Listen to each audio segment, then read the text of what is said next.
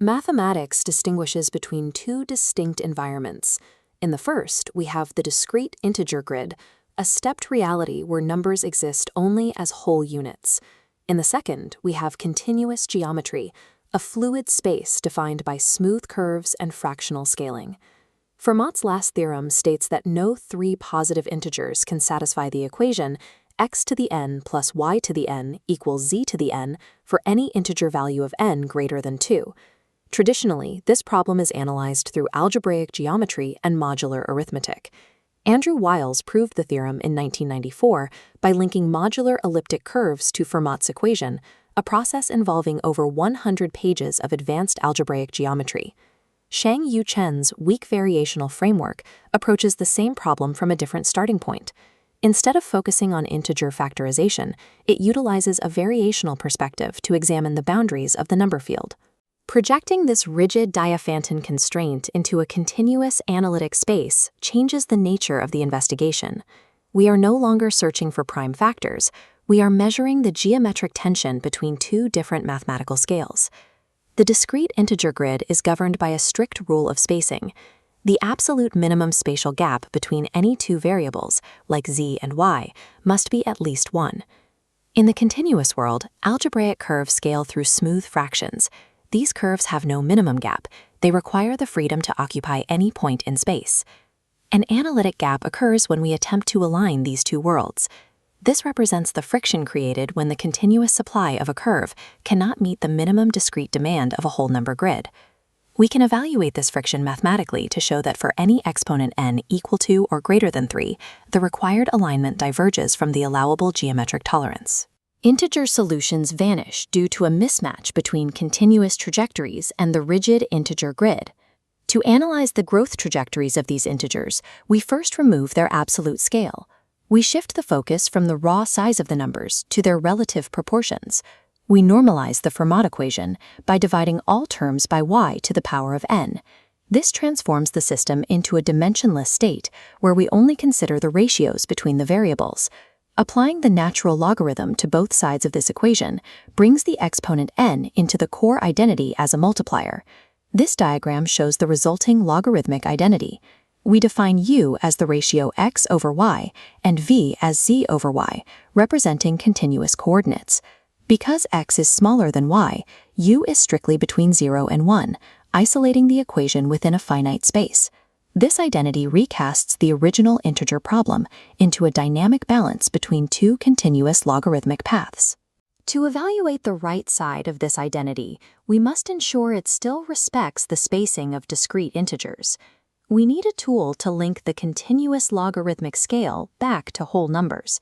That tool is the logarithmic mean, denoted as L of z, y. It is mathematically defined as the difference between z and y, divided by the difference of their natural logs. This equation shows the logarithmic mean. Because their difference must be at least 1, substituting this mean into our identity locks the continuous scale to the discrete increments of the grid. This step ensures the continuous equation incorporates the absolute minimum gap required by the discrete integer grid. We now examine the asymptotic behavior of these trajectories, how they interact as the variable y grows toward infinity. We apply a first-order Taylor expansion to the left side of the equation. A Taylor expansion approximates complex functions with simpler polynomials to reveal how variables behave at large scales. This reveals a macroscopic balance. To satisfy the equation, the variable x must grow along a specific power trajectory relative to y. For n equals 2, the parabolic curve cleanly intersects the integer grid, creating a geometric resonance that produces Pythagorean triples like 3, 4, and 5. But for n of 3 or higher, this resonance breaks. The fractional power trajectory misses the coordinates entirely. For n greater than or equal to 3, the probability of the curve intersecting the integer lattice vanishes. The continuous growth curve is severed from the discrete grid. To quantify exactly how much the curve misses the grid, we move from visual intuition to a precise measurement. We introduce the residual integral functional, j of n. This graph calculates the area between the normalized curve and the v-axis, then subtracts the area relative to the horizontal u-axis. This leaves a differential sliver, j of n, representing the exact analytic asymmetry of the nth power transformation. This integral measures the inherent friction between the continuous logarithmic supply and the rigid discrete demand of the grid. We can now evaluate Theorem 8, the arithmetic collapse condition. For an integer solution at degrees 3 or higher, the system must satisfy three structural pillars. Pillar 1 requires a strictly positive minimum geometric volume. Pillar 2 limits the maximum allowable geometric divergence. Pillar 3 requires the variables to grow along a non-integer fractional trajectory.